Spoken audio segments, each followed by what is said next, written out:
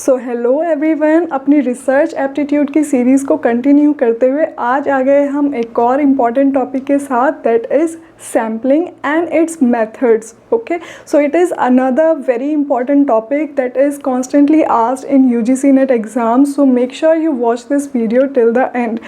My name is Ekta Mukil and आप देख रहे हैं literature by logic. So let's start.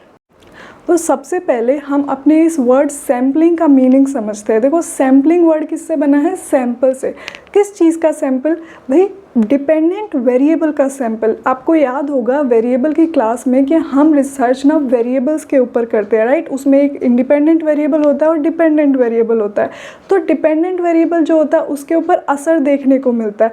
अब ये डिपेंडेंट वेरिएबल कहाँ से आता है? ये हम लोगों को जो रिसर्चर होता है उन्हीं को तो इकट्ठा करना होता है. तो ये डिपेंडेंट वेरिएबल कुछ भी हो सकता है, like it can be a human, it can be any other object जिसके ऊपर आप रिसर्च कंडक्ट करोगे. तो ये जो आपका डिपेंडेंट वेरिएबल होता है, इसको जो आप इकट्ठा करते हो इसी को हम सैम्पलिंग बोलते हैं. ठीक है, ये क्या होता है कि भाई बहुत बड़ी पॉपुलेशन का एक छोटा सा हिस्सा होता है, एक ग्रुप का छोटा हिस्सा बोल देते हैं. ठीक है, अब मान लो आपको लोगों के ऊपर रिसर्च करनी है कि भाई ये जो दवाई है ये सभी पॉपुलेशन के ऊपर इफ़ेक्टिव होगी या नहीं.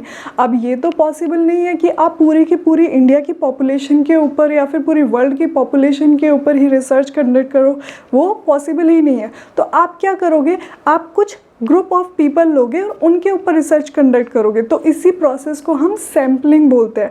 सैम्पलिंग क्या होगी? ये एक तरह की प्रोसेस है जिससे आप क्या करोगे, कुछ ग्रुप ऑफ लोगों को सेलेक्ट करोगे जिनके ऊपर आप अपनी रिसर्च कंडक्ट करोगे. अच्छा, इसमें एक चीज़ ध्यान रखना है, इसमें ज़रूरी नहीं है कि सिर्फ और सिर्फ लोग ही आए, इसके अंदर कोई ऑब्जेक्ट भी आ सकता है. फॉर एग्ज़ाम्पल, अगर आपको मेरा वो ये एग्ज़ाम्पल याद है जिसमें मैंने आपको बताया था कि भाई डिफरेंट टाइप ऑफ प्लांट्स को कितना अमाउंट ऑफ वाटर चाहिए होता है, ये अगर आपको रिसर्च करनी है तो इसमें हमारा सैम्पल क्या हो गया? हमारा सैम्पल हो गया डिफरेंट टाइप ऑफ प्लांट्स. ठीक है, अब आप दुनिया के हर प्लांट के ऊपर तो रिसर्च कंडक्ट नहीं कर सकते, तो आपको क्या है, सैम्पल की ज़रूरत पड़ेगी कुछ गिने चुने प्लांट्स के जिनके ऊपर आप रिसर्च कंडक्ट करोगे. तो आई होप आपको सैम्पलिंग वर्ड का मीनिंग अभी क्लियर है. Now we are going to understand the methods of sampling. Okay, mainly इस सैम्पलिंग में ना दो टाइप्स आते हैं, टू कैटेगरीज होती है, that is probability sampling and non probability sampling. तो सबसे पहले प्रोबेबिलिटी सैम्पलिंग की बात करते हैं. देखो, इसके अंदर है ना हर एक चीज़ को इक्वल चांस होता है कि भाई तुम भी एज अ सैम्पल सेलेक्ट किए जा सकते हो. Okay, there is a probability that any object or any person in the whole population can be selected. Okay, and non probability में इसका उल्टा होता है कि भाई सबके पास इक्वल चांस नहीं है कि वो एज अ सैम्पल सेलेक्ट हो सके रिसर्च के अंदर. प्रोबेबिलिटी सैम्पलिंग हमेशा ज़्यादा साइंटिफिक होगी, ज़्यादा रिलायबल होगी, क्योंकि उसमें सारे सैम्पल्स का इक्वल चांस हम लेके चलते हैं कि भाई किसी को भी कहीं से भी सेलेक्ट किया जा सकता है.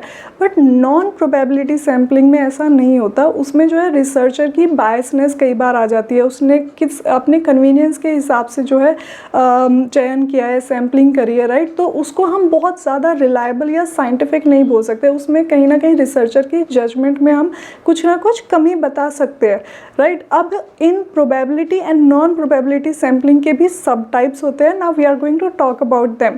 सो प्रोबेबिलिटी सैम्पलिंग में सबसे पहले हमारे पास आ जाता है सिंपल रैंडम सैम्पलिंग. देखो, ये वर्ड से ही हमें पता चल रहा है, नाम से ही पता चल रहा है कि इसमें जो है नॉर्मल रैंडम सैम्पलिंग होगी.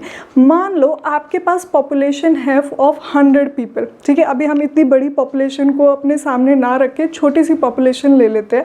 उस छोटी सी पॉपुलेशन में हमारे पास 100 लोग हैं. ठीक है, अभी 100 में से भी आपको ज़रूरत है सिर्फ 10 लोगों की. तो अब आप ये 10 लोग सैंपल में कैसे छांटोगे?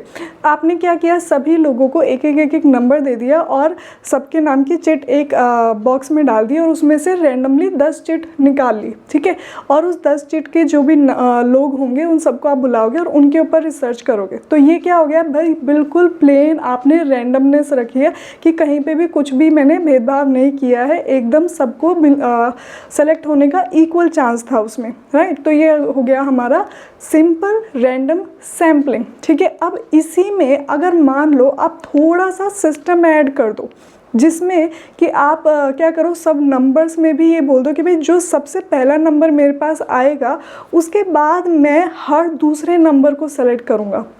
इसको हम बोलते हैं सिस्टमैटिक सैम्पलिंग। नहीं समझे कोई बात नहीं, दोबारा से समझाती हूँ। देखो सिस्टमैटिक सैम्पलिंग में ना थोड़ा थोड़ा रैंडम सैम्पलिंग की तरह ही है, बट उसमें जो है थोड़ा सा सिस्टम अटैच कर देते हैं हम। किस तरह का सिस्टम? दोबारा से उन 100 लोगों को लेते हैं, ठीक है। अब उस 100 में हमने क्या है, एक रैंडम नंबर लिया, उसी चिट में से सिर्फ एक चिट उठाई, मान लो आपका नंबर आ गया 42, ठीक है। अब इस 42 के बाद आप डिसाइड करते हो, क्योंकि मुझे 10 लोगों की ज़रूरत थी, तो हर 4 नंबर के बाद, ठीक है, तो 42 से 46, फिर 50, फिर 54, फिर 58, तो हर 4 नंबर के बाद का जो इंसान होगा उसको आप सेलेक्ट करोगे। और ऐसे जब 10 लोग आपके पास इकट्ठे हो जाएंगे, फिर उसके बाद आप किसी को भी सेलेक्ट नहीं करोगे।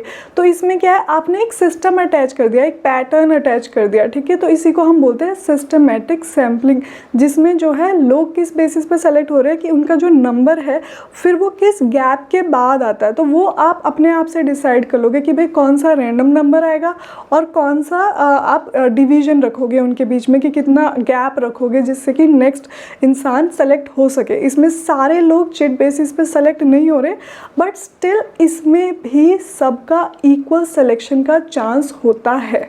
Okay, so this is our systematic sampling. Next is stratified sampling. देखो स्ट्रेटा क्या मतलब क्या होता है? स्ट्रेटा मीन्स ग्रुप्स, ठीक है। अभी हम क्या करेंगे, जो हमारी बड़ी सी पॉपुलेशन है उसमें भी कुछ सब ग्रुप्स बनाएंगे पहले। तो ये ग्रुप किसी के भी बेसिस पे हो सकते हैं, एज के बेसिस पे हो सकते हैं, जेंडर के बेसिस पे हो सकते हैं, वो किस जगह पे रहते हैं उसके बेसिस पे हो सकते हैं, एजुकेशन के बेसिस पे हो सकते हैं, लैंग्वेज के बेसिस पे हो सकते हैं, किसी भी चीज़ के बेसिस पे आपने ग्रुप्स बना लिए, ठीक है। और मोस्टली ये जो ग्रुप्स होते हैं ये या तो आप एज के बेसिस पे बनाओगे या फिर जगह के बेसिस पे बना लेते हो। मान लो किसी भी चीज़ के बेसिस पे आप ग्रुप बना सकते हो। अब इन ग्रुप्स में से हर एक ग्रुप में से आप एक एक इंसान को छांट लेते हो, ताकि आपके पास जो है ज़्यादा डाइवर्जन आ जाए, ज़्यादा डाइवर्स लोग आपके पास आ जाए अपनी रिसर्च के अंदर। So next is cluster sampling. देखो क्लस्टर सैम्पलिंग में भी हमारे पास ग्रुप्स होते हैं, बट ये ग्रुप्स कैरेक्टरिस्टिक्स के ऊपर बेस्ड नहीं होते। कैरेक्टरिस्टिक्स मतलब एज, लैंग्वेज, जेंडर, इन चीज़ों के ऊपर बेस्ड नहीं होते, ये ज्योग्राफिकली मोस्टली बेस्ड होते हैं, ठीक है। तो मान लो आप एक कंपनी चला रहे हो और आपको अपने एम्प्लॉयज़ के ऊपर रिसर्च करनी है, तो आप हर एक एम्प्लॉय के ऊपर तो रिसर्च करने से रहे, तो आपको फिर भी चाहिए कि काफ़ी ज़्यादा नंबर आ जाए और रैंडमनेस भी बनी रहे, कि ज़्यादा से ज़्यादा लोगों के आपके पास जानकारी हो। तो आप क्या करोगे, आप अपनी जितनी भी ब्रांचेस है उसमें से कुछ रैंडमली 5 ब्रांच चुन लोगे जो कि डिफरेंट सिटीज़ में है, तो उनके आप सारे एम्प्लॉयज़ को जो है उनके ऊपर रिसर्च कर लोगे। तो इससे आपके पास रैंडमनेस भी आ गई और आपने अपनी रिसर्च भी अच्छे से कंडक्ट कर ली। तो क्लस्टर मतलब आप समझ सकते हो कि कुछ पर्टिकुलर जगहों से आप सारी की सारी पॉपुलेशन को उठा लो एंड उसके ऊपर आप रिसर्च करो। Okay, so this was about our cluster sampling. Now we will talk about non-probability sampling and its types. देखो जैसे कि मैंने पहले बताया था, नॉन प्रोबेबिलिटी में हमारे पास ना सारी पॉपुलेशन के एक मेंबर को इक्वल मिलने का चांस नहीं होता है, ठीक है। अब इसके मेथड्स हम समझ लेते हैं। तो सबसे पहले इसमें आ जाता है कन्वीनियंस सैम्पलिंग। किसके लिए कन्वीनियंस, किसके लिए सहूलियत होगी, किसके लिए आसानी होगी? रिसर्चर के लिए।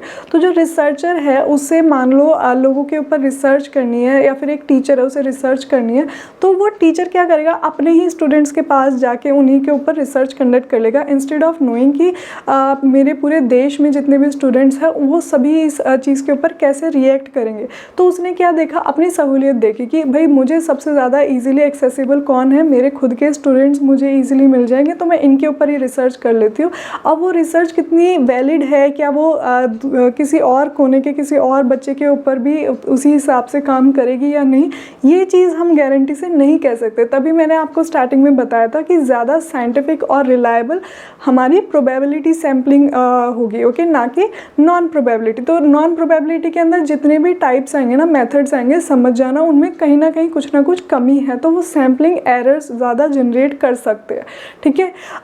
कन्वीनियंस सैम्पलिंग के बाद हमारे पास आ जाता है जजमेंटल सैम्पलिंग और पर्पसिव सैम्पलिंग। ये दोनों ही एक ही है विद डिफरेंट नेम्स, ठीक है। अब पर्पसिव सैम्पलिंग क्या होता है भाई, देखो पर्पस इसमें इन्वॉल्व होता है। किसका पर्पस, अगेन रिसर्चर का पर्पस। वो किस रीज़न की वजह से जो है रिसर्च कंडक्ट कर रहा है, उस बेसिस पे वो अपने सैंपल इकट्ठे करेगा, ठीक है। अब मान लो एक रिसर्चर है, उसे ड्रग एडिक्ट्स लोगों की ज़रूरत है, तो वो क्या करेगा, सिर्फ और सिर्फ जो ड्रग लेते हैं उन्हीं को ही अपना सैंपल बनाएगा, राइट। तो उसने अपनी जजमेंट उसमें डाल दी। जो लोग ड्रग नहीं लेते या फिर किसी भी तरह का नशा नहीं करते, उन लोगों को वो अपनी रिसर्च में शामिल नहीं करेंगे। तो यहाँ पे क्या आ गया, पर्पस आ गया, एक जजमेंट आ गई। Next is snowball sampling. देखो अब इसका नाम क्या है, स्नोबॉल। तो स्नोबॉल क्या होती है, जब आप एक बर्फ़ की बॉल बनाते हो, ठीक है ना, उसको आप स्नो पे स्लाइड करते हो तो वो क्या करती है, और बड़ी होती चली जाती है, अपने ऊपर और ज़्यादा बर्फ़ चिपका लेती है। तो इस सैम्पलिंग में भी यही चीज़ होता है। अब आप रिसर्चर हो, मान लो आप एक टीचर रिसर्चर हो and you need more people for the research, ठीक है। तो आप क्या बोलोगे अपने स्टूडेंट से कि भैया तुम भी और स्टूडेंट्स ढूंढ के ले आओ मेरे लिए, जिनके ऊपर मैं रिसर्च कर सकूँ। तो और उनको भी बोलो कि आप और बच्चों को लेकर आ जाओ जिनके ऊपर मैं रिसर्च कर सकूँ। तो आपके जो सैंपल है वही और ज़्यादा आपके लिए सैंपल इकट्ठे करके ला रहे हैं। तो कहीं ना कहीं ये भी एक तरह से टाइप ऑफ कन्वीनियंस सैम्पलिंग हो गया। बट इसमें क्या है, आपके पास जो सैम्पलिंग जिनके ऊपर आप करोगे वो और खुद ब खुद लोगों को लेकर आएंगे आपका सैंपल बनने के लिए, राइट। इसमें आप दोबारा से वो ड्रग एडिक्ट वाली एग्जाम्पल ले सकते हो। तो अब क्योंकि आपके लिए ड्रग एडिक्ट्स को ढूंढना मुश्किल होगा, लेकिन जो खुद ड्रग एडिक्ट होगा, हो सकता है उसके और ज़्यादा नोन लोग हो जो ड्रग्स लेते हो, तो आप उनको बोल सकते हो कि अगर आपको किसी के बारे में पता है तो प्लीज़ आप उन्हें इस रिसर्च के अंदर शामिल करवाइए। So this is our snowball sampling. Next is quota sampling, ठीक है। अब कोटा सैम्पलिंग ना हमारा बहुत ज़्यादा स्ट्रेटाफाइड सैम्पलिंग से मिलता जुलता है। इसमें भी आप कैटेगरीज बनाते हो डिफरेंट कैरेक्टरिस्टिक्स के ऊपर, एंड उसके बाद आप नॉन रैंडम सैम्पलिंग बनाते हो।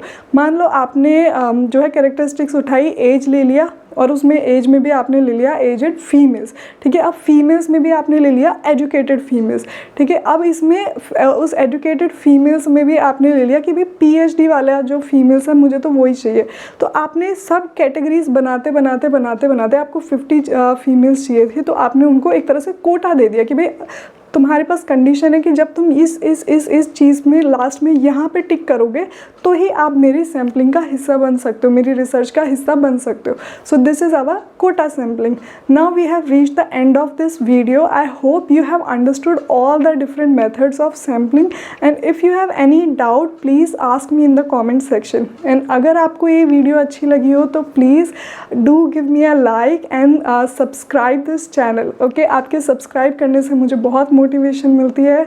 मिलते हैं हमारी नेक्स्ट वीडियो में, तब तक के लिए गुड बाय।